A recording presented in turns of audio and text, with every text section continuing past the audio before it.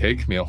So I'm doing something I've never done before, where I'm giving someone else the reins to do their own webinar, to do their own mini course, and you are the first one to do that. And I wanted to say, when I first started HLN with Marika, when we really started making it into a business, one of my dreams was that the team would become trauma informed, somatically trained, and then they would start doing their own offerings from things that they've experienced in their own lives, their own experiences and such. And you're the first one to do it. And that makes me really happy.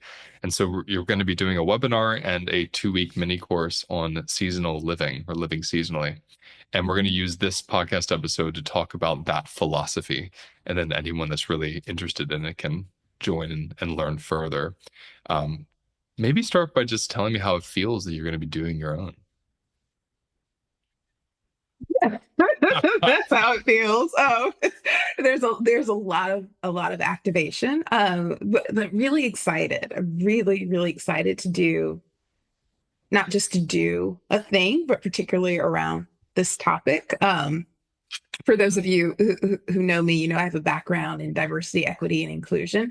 And so initially it sort of like made sense for me to do something more in that vein. And, I very well may do that. But when really sitting with the invitation of sort of doing something, a standalone thing within HLN, this just really was calling me and was kind of like tapping me on the shoulder. And there was sort of this disbelief of like, could this actually be a thing? Like I could teach this. So I'm really excited to do this. Yeah, I'm excited for it too, because when we talk about somatic therapy and somatic practices, all we're talking about are really body-based techniques and body-based awareness. And there's this beautiful correlation between land and body that we'll Yeah. talk about at times. And season and land has its own correlation. It's like the earth body, the land, relates to the changing sun differently itself, and then we're affected by that. And I think when it comes to burnout, a lot of burnout comes from not having a seasonal lifestyle where No. things slow down and pick up. And so I thought we could kind of start just by speaking to sun cycles and moon cycles and what that means to even shift your life based on that. Well, yeah. I mean, I found that like particularly when we think about the sun, sometimes we sort of think, well, yeah, like I sleep when the sun goes down. Um, but I have found that a lot of us operate within that binary, like either I'm doing all the things, I'm doing absolutely nothing. But if you really start to think about the sun and how it's not like at its full peak or its full warmth the entire day, then you can really start to think about what does it mean for me to be in a relationship with the sun throughout the day. So as the sun rises, do I, and I'll just project on you all my own experience, do I immediately wake up and start looking at my email, answering emails? Do I go downstairs? Do I start undoing or taking out the laundry, doing some clothes, cleaning up the kitchen? Or do I take those first couple of hours to, as the sun is rising, to also let myself rise? That is, instead of jumping right into work, to production, to execution, what would support my body in ramping up and gearing up? So those are some of the things like I've begun to start playing with. That one, I'm not meant to do all the things all of the time, but two, within that respect, rather than just going between doing all the things and doing absolutely nothing, having some transition periods, whether that's on a daily, weekly, monthly, or yearly basis. And when it comes to monthly, that's how I work with the moon as well. Well, as you were speaking about the sun, I was thinking about Michael Pollan, who wrote The Omnivore's Dilemma. Mm, And he did a lot of work in this one particular year where he was experimenting with caffeine. And he was seeing what happens when I come off of it, what happens when I get back on it. And as he was researching, he was saying that caffeine allowed us for the first time in history to divorce our bodies from the sun. right. And divorcing our bodies from the sun also allowed us, or the sun cycles, also allowed us to progress into the Industrial Revolution and go much further into building and even colonizing and even, Hmm. developing a land and society and culture. And in a way, there's beauty to the things that we were able to build and create while being divorced from the sun cycle. However, when an entire culture becomes divorced from the sun cycle and the seasonal cycle, then we get into massive amounts of burnout. Right. And I think also cultural overreach, like taking over because we have Yeah. nothing that pauses us. And so I just wonder how that intersects with this for you or this philosophy. Oh yeah, no, this I mean, I've worked within the industrial complex, in the heart of corporate America, and there really was and is this divorce from the sun, from cycles in general, because I think it's really rooted in the belief that, well, if I could do that one day or one week or one month, I should be able to do that all the time. And if I'm not really truly being effective or efficient or productive. Um, and like you said, when we kind of approach it that way, either from an individual or collective perspective, it creates these bouts of, I'll even say like manic production, dissociative manic production, and then dissociative moments of complete and utter crashing and collapse. And for me, those periods aren't necessarily restful. It's just, it's just not sustainable. What we were doing, how we were doing, could not keep going, and it had to force itself to stop. And then for most of us, even when that stop happens, as we have the capacity, we just go back to doing it the way we were doing it. Um, I know I personally did that on an individual basis when I was working in the corporate space, working 60, 70 hours a week, Monday through Friday, and then forcing my body into collapse with food and alcohol Friday at 5 o'clock through Sunday at 5 o'clock. Mhm. Mhm. So now that you're doing this somatic work and you do a lot of this work with me and you work a lot with clients individually, how do you see this showing up in people's lives? How do you see this divorce of sun and moon cycle and even seasonal cycle? How does that affect people? Yeah, well, I mean, I feel like most of the time I see people living in that binary of go go go crash, go go go crash, and again, both of which are very dissociative experiences. Like people aren't actually experiencing those moments; they're just getting through them. Um, the other way I sort of just see it happen, sort of like how I was saying, we can wake up in the morning and then boom, we're getting a cup of coffee, we're on to do all the things, go, go, go, go, go, gotta get all the things done. And then we crash when it's finally time to go to sleep. Or for many of us, we have difficulty even getting to sleep. And then we wake up and do the same thing again. Or, like in my case, on a weekly basis, it was Monday through Friday, doing all the things. And then I force myself to crash on the weekend with alcohol, cannabis, TV, food, other forms of autoregulators to force myself to stop that flight response. Or another really big way that this can come up is that, again, it's not really sustainable what we're doing. And sometimes the only way we can stop ourselves is by getting sick.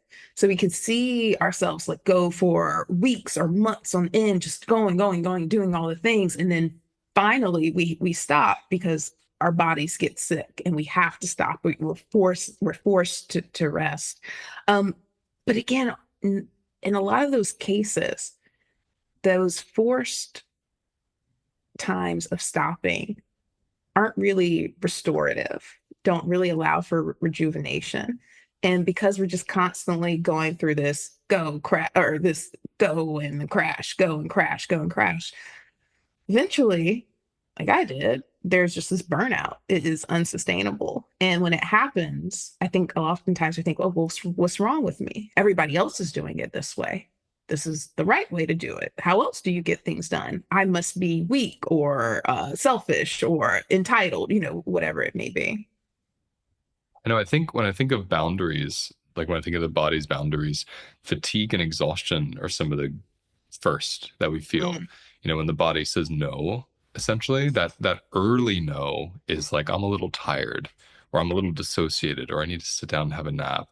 And those much louder screams are like I have chronic inflammation or I have an right. addiction that has developed or there's some massive health imbalance, adrenal fatigue, thyroiditis. There's all these things that occur because when you're in what you're calling this go crash, these are cycles of massive amounts of adrenaline being produced and then complete exhaustion because the body's so stimulated, it has to eventually shut down and go the other way to kind of break the stimulation cycle.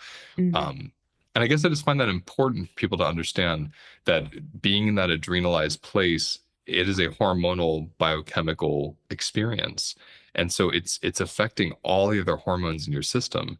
And this is the beauty of the sun and the moon for me, and of light and of nature and season, is that there's this bigger thing than you that's telling your body when it's time to slow down, or when it's time to speed up, when it's time to wake up, or it's time to fall asleep. Yes. And so we've had these boundaries as human beings for most of our history as humans, because we were so enmeshed with the seasons and with the temperature and with the light. And I think electric lights and screens and caffeine and stimulants have allowed us to divorce ourselves from those cycles. But the way I'm saying it here is really divorce ourselves from those boundaries. So there's Right. really nothing giving us a boundary of what to stop except for, exhaustion and fatigue and disease. Yeah, and I think with the introduction of things like caffeine and artificial light, it felt like, oh well, then there's no excuse for us now.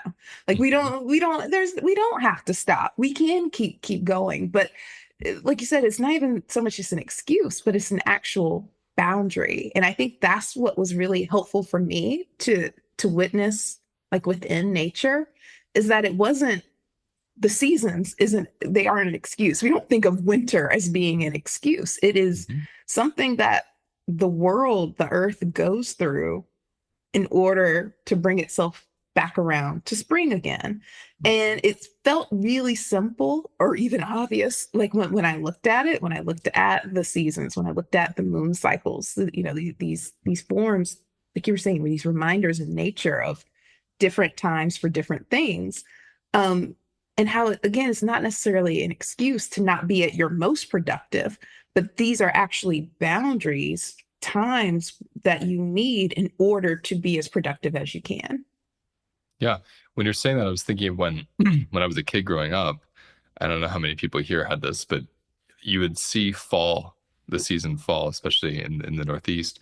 You would see fall happening, and all the leaves would be turning brown or orange or red, but eventually Mm, that kind of pale color, and then it'd fall. And there'd be this story of everything's dying. right. And I used to think everything's dying, everything's dying. And then when I got older and I started studying the planet and certain different ecologies, I was fascinated to learn that, oh, the trees are actually conserving their energy. Like they're very, very much alive in the deep trunk and in the root, but they're pulling their energy in so then they can Right. blast out in spring. I thought, how interesting. Because I wonder how our bodies need to also conserve our energies. And then when I was studying nutrition and working with a little bit of Chinese medicine and a little bit of macrobiotic theories, there was this understanding that in wintertime, digestion slowed down because a lot of the energy was contracting inward. And so even the body had a lower digestive fire because the body was conserving its energy. Yet, in a lot of our cultures, the diet doesn't change seasonally. It's the same exact thing you would eat all year round. So I was always interested in, well, actually, naturally, you would actually have the least amount of calories in the height of winter, and you'd have the most amount of calories in late spring through the summer and then like the harvest. And I just think that's interesting how the body, even dietarily with the earth, had this reciprocity of, okay, I'm going to slow down a lot in the winter, less is coming in, everything's going to go inward, and then more comes in, everything comes out. And I just wonder where you want to riff with that.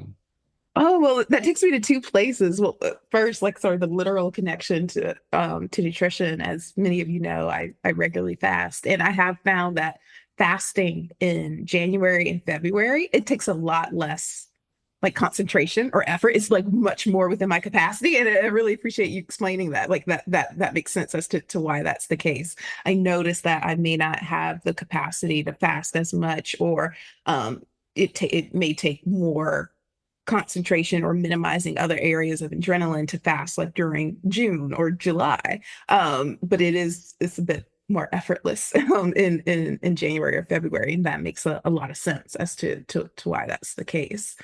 Um, but the other place this goes for me, you're talking about, the going inward so that you can come outward. That is really where I started in terms of thinking about working seasonally in my business.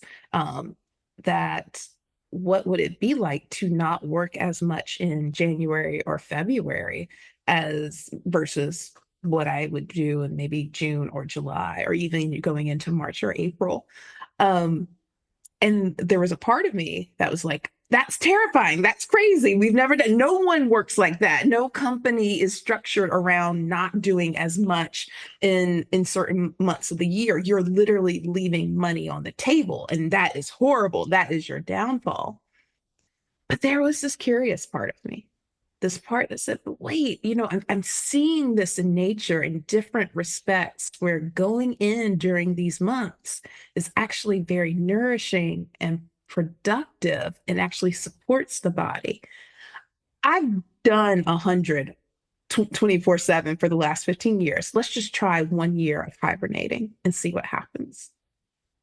And guess what? The world didn't end. I did not lose my house. I did not end up homeless. And what was fascinating was that there came a point as I got into like March where I was like, yeah, I want to do some more work. Like there was just this sort of organic, like, yeah, I'm ready to do more. I want to do more versus like the sludge of like, I gotta get this shit done. I gotta get this shit done. I gotta get this shit done. And what do you say to people listening that think, well, that's great, you have your own business. Like, what do you do when you work somewhere where you can't work seasonally? Like, how do you remediate that? Yeah. So, I can't say for certain because I've had the opportunity, the privilege of working in for myself and at a very unique space like HLN once I've come into working seasonally. But there are two things that I would invite someone to play with or get curious about. First, it is usually an immediate reflex for us to say, I can't do that where I work. That might be true, but get curious about whether or not that's the case. Like one thing I even before I was really, really consciously aware of working and living seasonally, one thing I started experimenting with before I left the corporate space was I didn't like having meetings on Mondays and Fridays. I couldn't tell you why, but I liked having that space to do more logistical thing, admin, even just having space to think and create. So I started blocking my calendar. And if people say like, "Hey, are you available to meet 12 o'clock on Monday?" No, I'm busy. Because wasn't in a meeting, but I was busy. And guess I didn't get fired because of it. It wasn't the end of the world, but that was a way where, and even now I carry that over where I'm able to work seasonally throughout the week. I'm not doing the same things on Monday that I would be doing on a Wednesday. So if that is, are there areas where you do have some realm of agency that maybe you're not attuning to? You're just assuming you can't do it. But let's say, nope, I have no sense of agency. There's nothing I can do at my job to change my levels of production. Such is life. But then what does it mean for me to be aware of living seasonally, even outside of work? So I like to think of it as working and living seasonally, because particularly as a mother, living seasonally has been very, very important to me. So one thing I kind of like to tell my Capricorn friends and my Capricorn friends of my children is like, we love you, but we're not coming to your birthday parties. Like that's just a month of the year where we're kind of hunkered in, we're home. And so I'm just not doing birthday parties in that time of the year. And that's something that supports me, even if in my workspace I might have to bypass my boundaries. That's a change, a shift that I've made there. No, I'm thinking about how many people have a hard time with this, including me before I really got into this, because there's this grief I think that comes up in the winter months and in the Yeah. months where there's less light, because there's this sense of missing out. There's this sense of being alone with yourself. And I think to develop this seasonal way of living, like imagining someone that works 40 hours a week somewhere and their job's not going to change for them, like you're saying, like there's no agency there. Mhm. And they get off of work, and when they get off of work, it's too dark to do anything. I would get this a lot with my clients over the years, and they would say, I just go home and I do nothing. It's so depressing. And then in the summertime, there's all this light. They have 4 or 5 hours. They're done with work. They feel like they have all this time. Part of what I wonder is the established practice of being with yourself in a place of deprivation. Mhm. And what I mean by that is when it's dark and it's cold and there's a contraction in the body and there's less that you want to do. Like I'm thinking you saying to your friends in January, Capricorn Mhm. friends, hey, we're not coming to your birthday. There is this sense of you have to be really comfortable being with yourself and doing very little. And I think this takes us into the territory of what do we overcouple with doing less? Right. When it comes to self-worth, when it comes to death, fear of, I don't know, whatever, societal fear of not doing what I'm supposed to be doing. I wonder, what are the overcouplings there for you that you've found or that you've seen with other people? Oh yeah, so many overcouplings. So I'll start with my own. Part of the reason that I had to force myself out of flight, really force myself into a freeze with alcohol or with food or with cannabis is because my overcouplings were feeling my flight response of like, if I don't do this, if I don't get this done, if I don't show up at work and do all the things, I will end up homeless. And I used to kind of always pride myself. It's funny looking back to say it this way, but I'm working with folks who are also perpetually in a flight response. Hence the reason, we are where we are. We've gotten the success that we have. And they would say things like, I just don't know how to relax on the weekends, or I can't not check email when I'm on vacation. And I remember thinking, I don't know what the hell you're talking about. I have no problem doing that. Just get some what I call fuck it in your system. Get food, alcohol, cannabis, and you'll be good to go.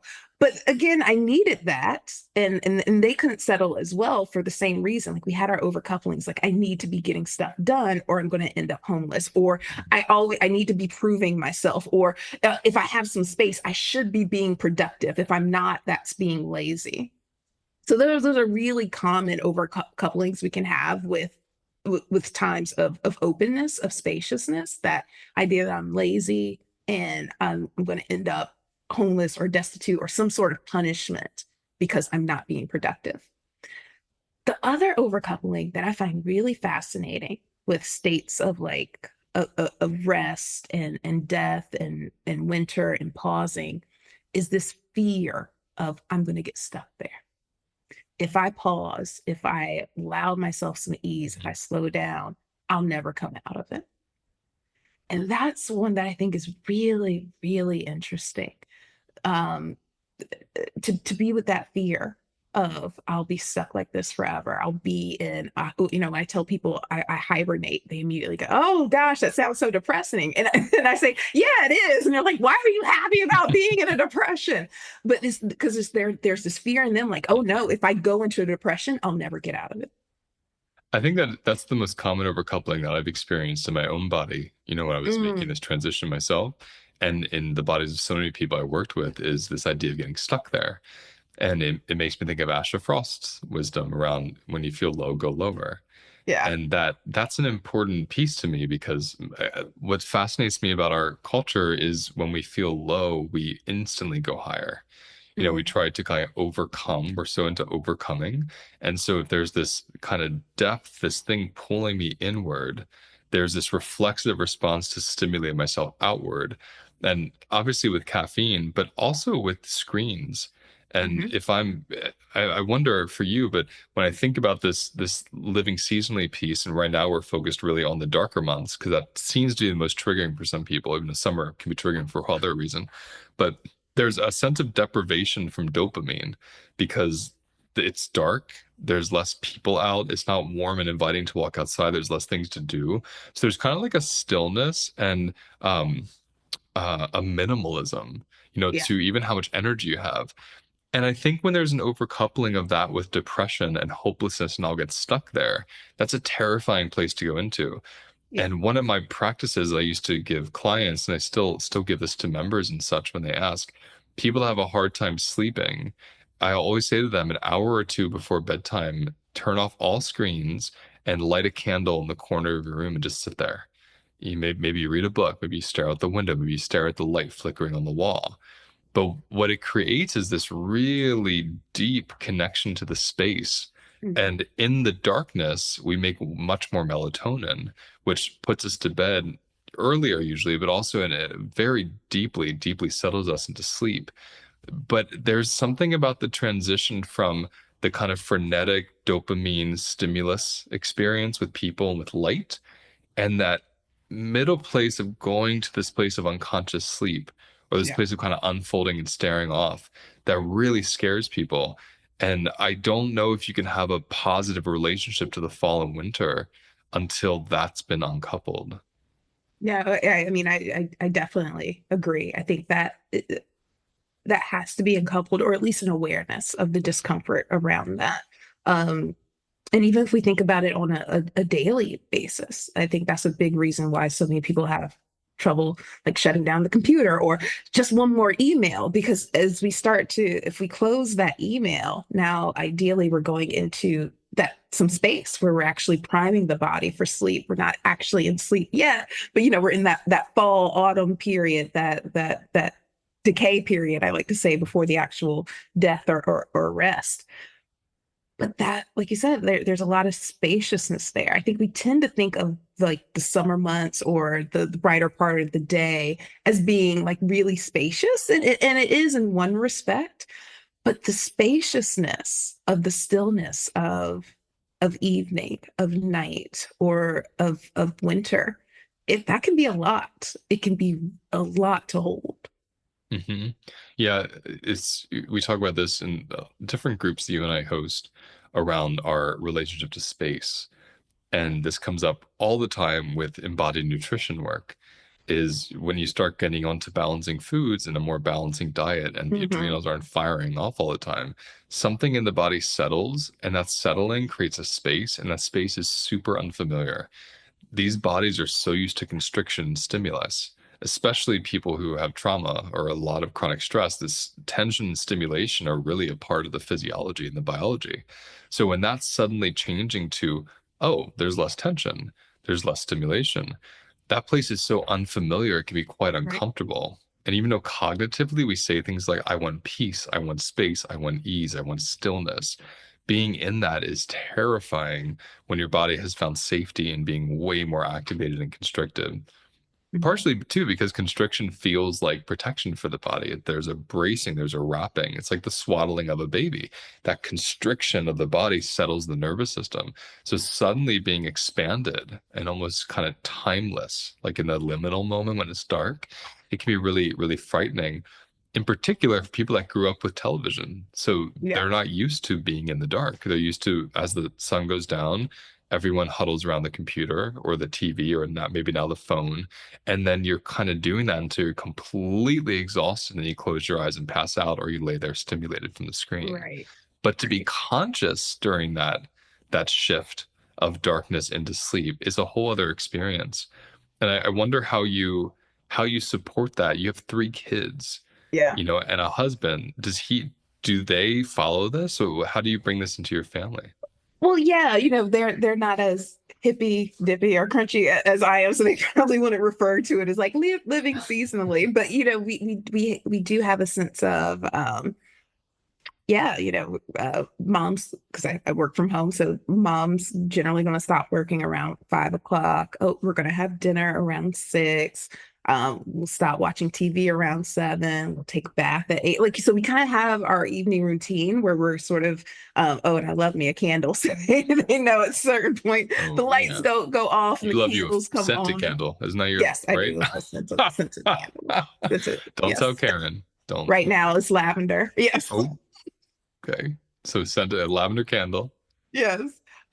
So we kind of have this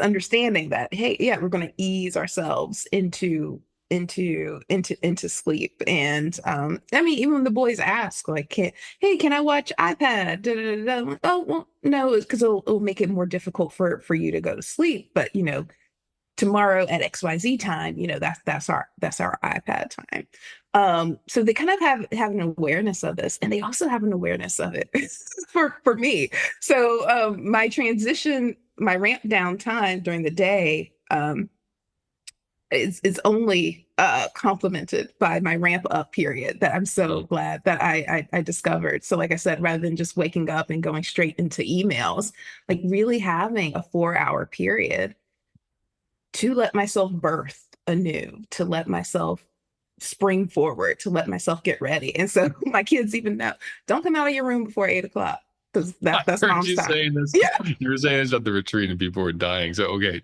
you have to say it again. Explain. Okay. So I'm going to say in no No, uncertain straight terms. up, straight up. Between 4 and 8 a.m., fuck my kids, fuck my husband, fuck the world. It is about nobody but Camille. Okay, No let's let emails. everyone just feel that. Let's let that drop for a minute. Let's feel that.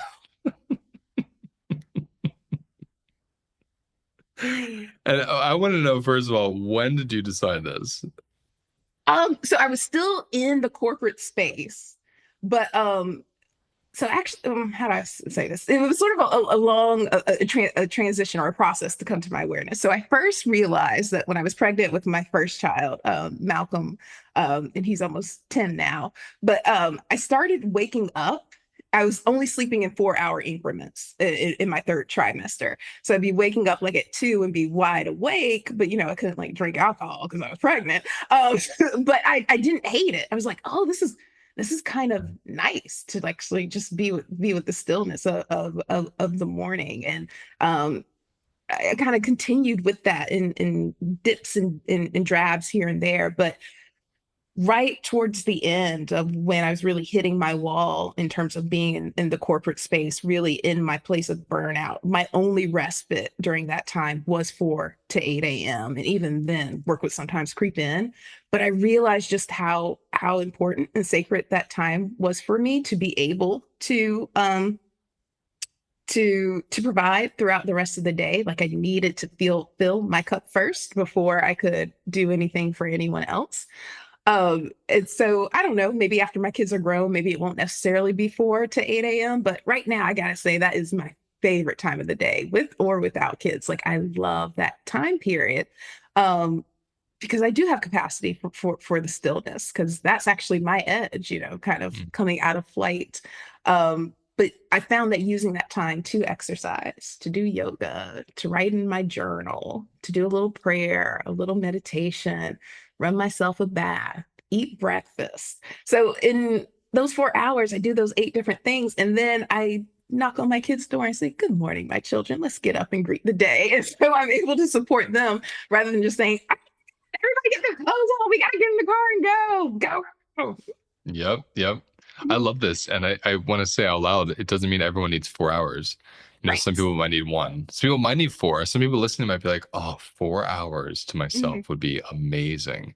And this kind of brings little nuance to that. There's kind of that, I don't know, common awareness or idea that the most successful people get up early. Like Yeah. when you talk about people who are successful, one thing a lot of them have in common is we wake up early. Yeah. And I think a big part of that has to do with capacity, like you're saying, because you have this moment to unfold and be in yourself. And then from there, go into the day instead of going into the day with a massive amount of panic or fear or not even being able to connect to yourself first. Right, exactly. And I'm not a prescriptive person, so I'm not going to tell you like you should get up at 4 a.m. and then you'd have an amazing life, or you'd be so much happier.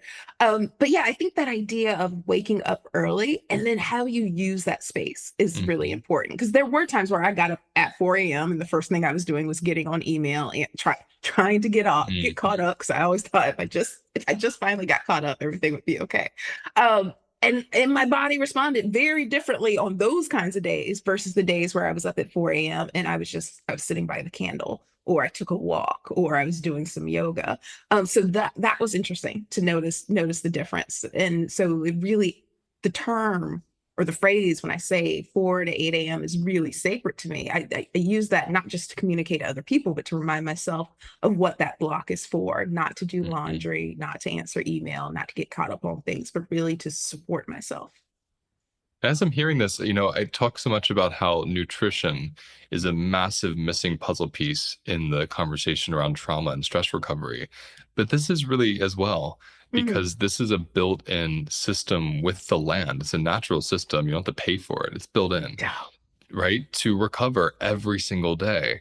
Mhm. And you might not like it. You might not like that if you live seasonally, you're more tired in the winter. You might not like that there's less to do. You might not like how slow your body is.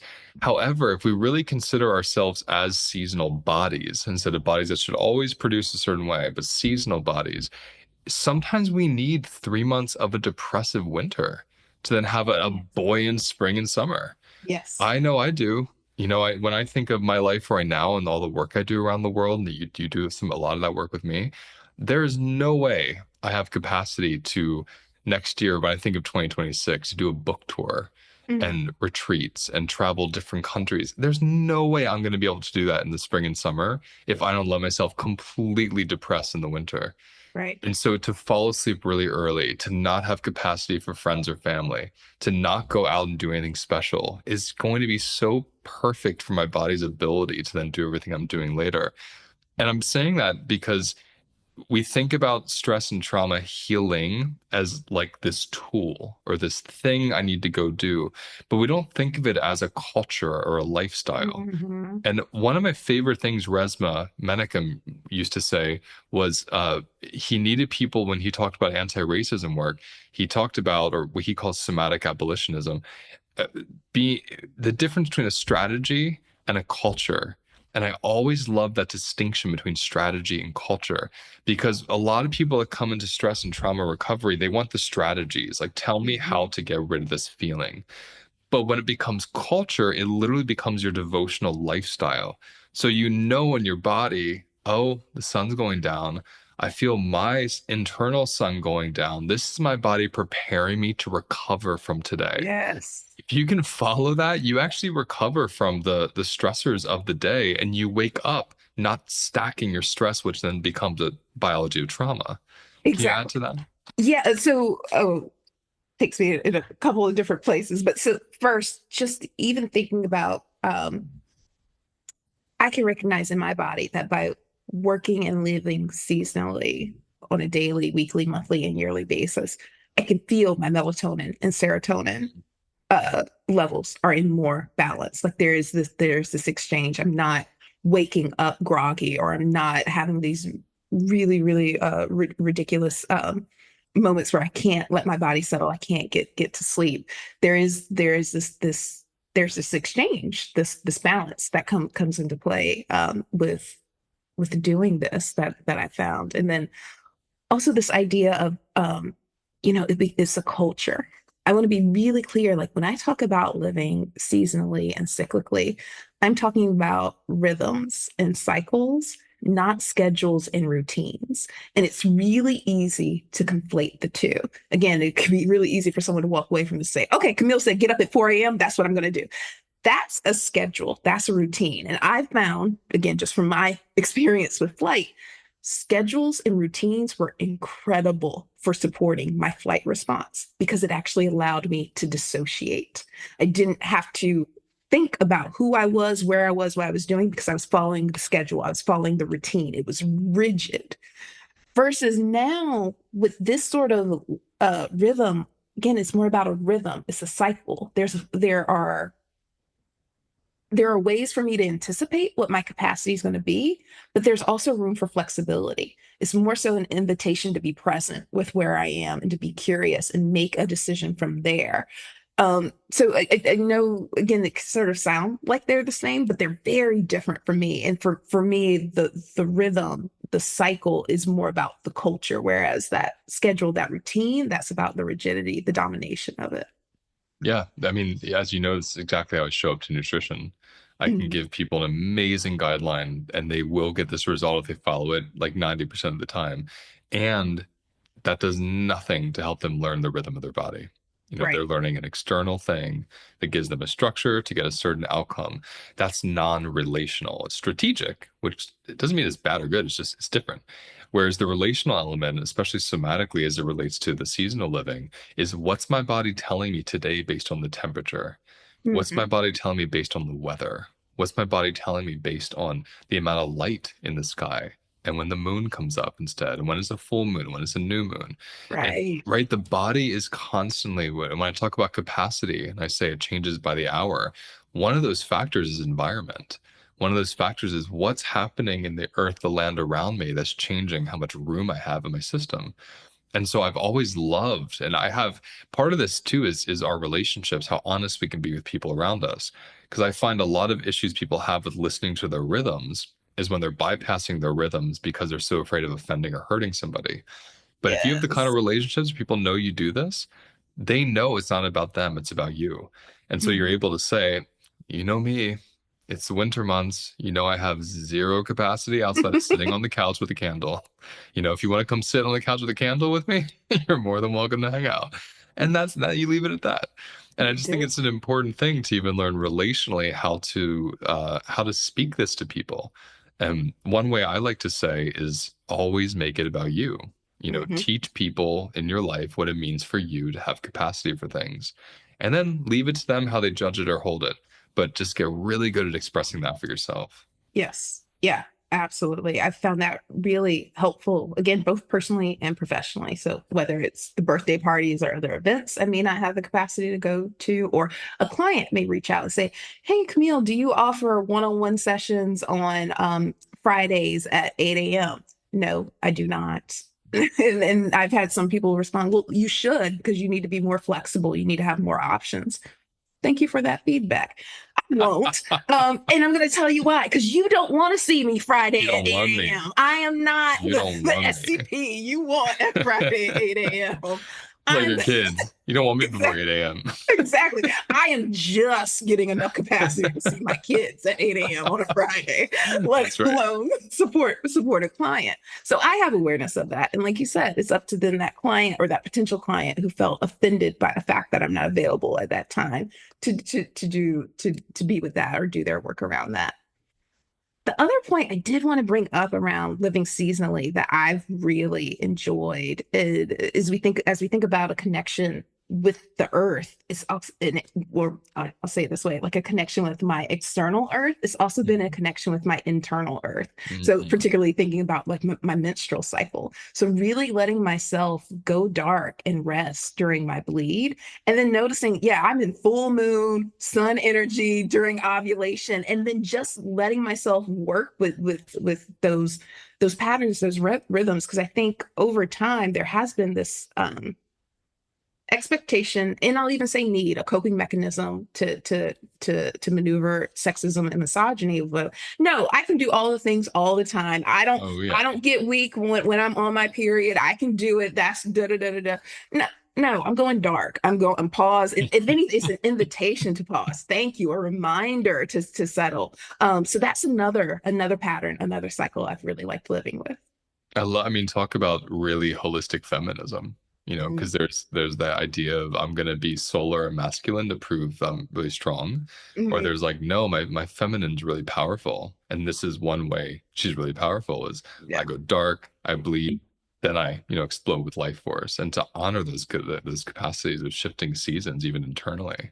That's Yeah. especially true for people who bleed, right? Like really Mm-hmm. true. Like women have menstrual, postmenopausal, like so Yeah. many different experiences with hormones has so much to do with the sun and the moon and the seasons. Yes. Yeah.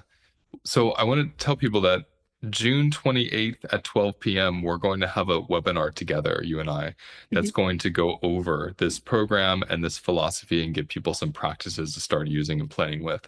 And then the actual mini course is 2 weeks long. It meets twice a week, and that's solely with you, and you'll have Evan or somebody assisting you in it. Anything you want anyone here to know about the program itself that would help them understand what you're going to teach or how or anything they should know? Yeah, so I mean, we'll really take some time to go into more detail, some of the things we've touched on here today. So sometimes when people think about living seasonally, they're only thinking about spring, summer, fall, winter. But hopefully you're picking up. We're going to be talking about living seasonally or cyclically, even on a daily basis. And sometimes that's the more tangible place for people to start. And then we can expand that out to a week. What does it look like for me to live cyclically throughout my week or throughout the month or throughout the year?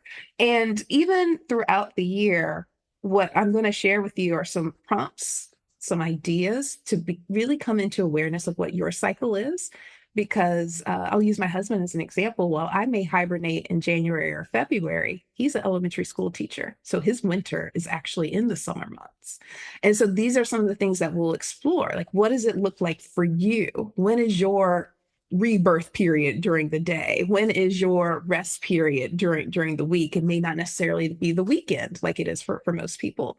So we'll really take some time to be with that. And as we also talked about, a little bit of exploration of the overcouplings we have around rest and production and how we quote unquote should be living or working. Well, I'm so grateful you're doing this. I think it's going to be an excellent education for people in our orbit who want new holistic ways to work with stress and trauma. Because again, unlike a pill or a certain kind of strategy, this is a lifelong way to repair your body when you really learn how to be in relationship with seasons, not just the season out there, but like you said, the season inside your body. So I can't wait. Thank you, love. Thank you. I really appreciate the opportunity.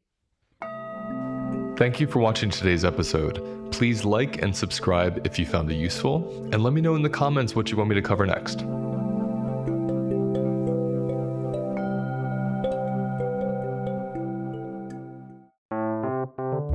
If you want to learn much more about nutrition, especially through the somatic lens and how you can use food to recover from stress and trauma, there's really no better time than now, because I am about to lead a 6-month nutrition group that begins on July 8th.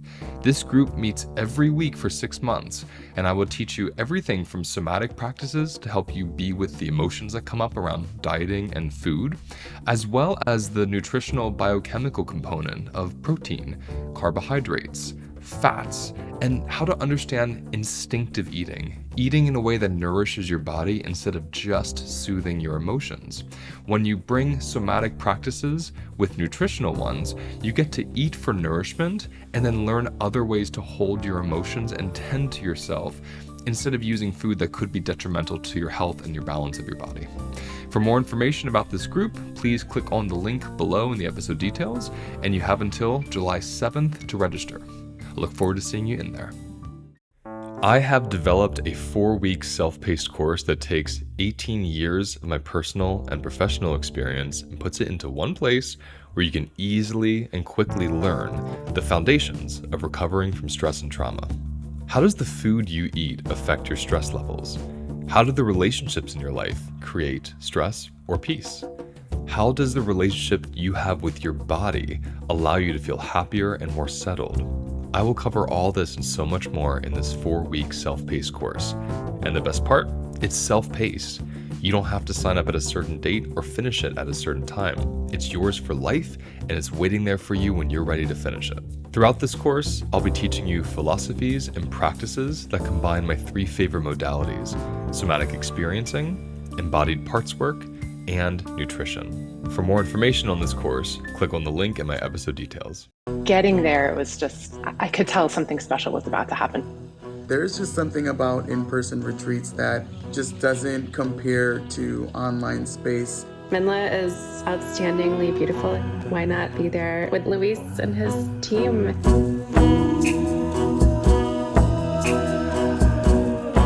My body knew that something intense was going to happen in the most beautiful way. It was all about getting what each and every one of us needed and what the community needed. My biggest takeaway is that I got introduced to myself. We're just a bunch of misfits trying to find community with one another, and that's where my heart just blasted open because I felt like seen, and yeah, it was beautiful. I loved it.